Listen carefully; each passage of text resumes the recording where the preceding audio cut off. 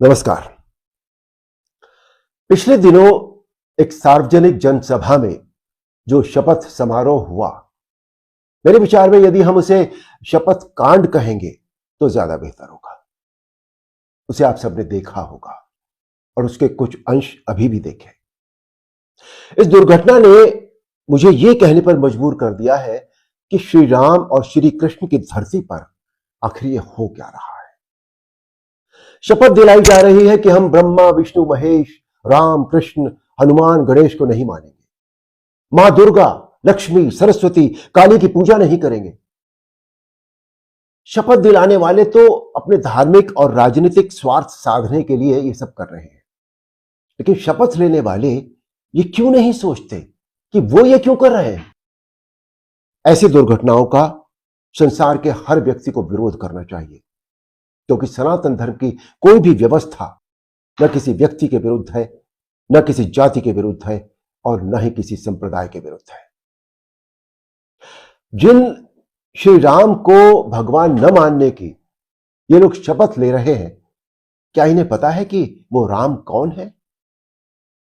जिस सत्ता और स्वार्थ के लिए श्री राम के नाम का अपमान करके शपथ ली जा रही है, उसी सत्ता को राम ने कैसे तिनके की तरह छोड़ दिया था, यह इन्हें जानना चाहिए। जिन श्री राम का नाम लेकर जाति पाति का यह जहर बोया जा रहा है, उन्हीं राम ने कैसे समाज के हर वर्ग के व्यक्ति को एक समान माना, यह भी इन्हें जानना चाहिए। आदिवासी निषाद राज को राम जी ने भाई की तरह गले लगाया। शबरी जो भिलनी थी, उनके जूठे बेर खाए। जटायु जो एक गिद्ध थे, उन्हें राम जी ने गोद में लेकर उनके घावों को सहलाया। अरे राम जी ने तो पशु पक्षियों से भी मित्रता का नाता निभाया। और तो और इस मानव शरीर का अंतिम पड़ाव भी राम नाम सत्य है। फिर मानव होकर भी कोई राम का विरोध कैसे कर सकता है? आइए अब बात करते हैं भगवान कृष्ण की।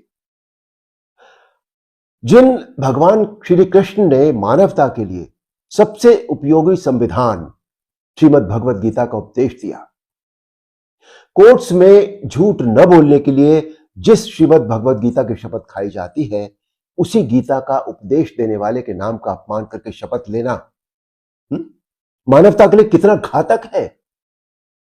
कृष्ण का विरोध करने वालों को कम से कम एक बार श्रीमद् भगवत गीता अवश्य पढ़नी चाहिए, ताकि उन्हें यह पता लगे कि कृष्ण किसी धर्म या किसी देश के लिए नहीं, बल्कि पूरे मानव समाज के लिए इस धरती पर आए थे।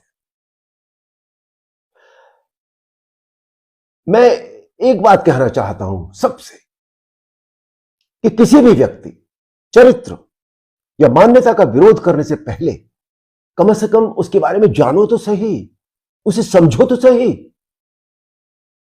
स्वार्थ के चक्कर में व्यक्ति भूल गया है कि वो सनातन धर्म का विरोध करके अपनी ही जड़ें काट रहा है। वो जिस डाल पर बैठा है, उसी डाल को काटकर पेड़ से अलग कर रहा है।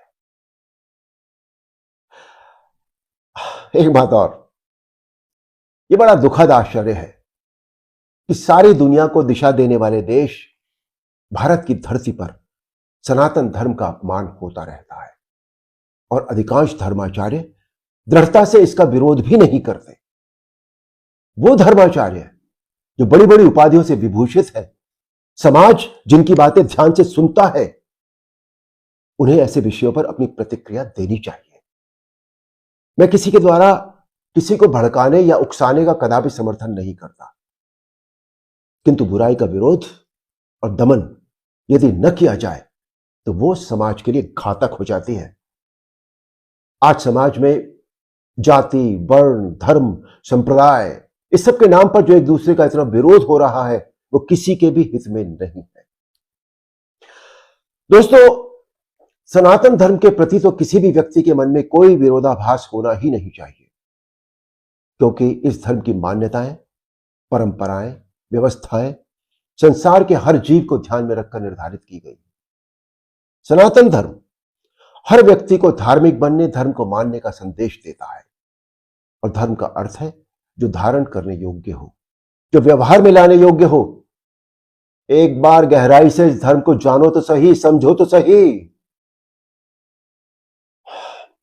मैं बार बार ये कहूंगा कि देश और धर्म हमसे नहीं है, हम देश और धर्म से हैं। हम तभी तक सुरक्षित हैं जब तक देश और धर्म सुरक्षित है। इस सच्चाई को जितनी जल्दी हो सके हर व्यक्ति समझ जाए और इस पर विचार करे। इसी में हम सबका भला है, इसी में हम सबका हित है। जय श्री राम।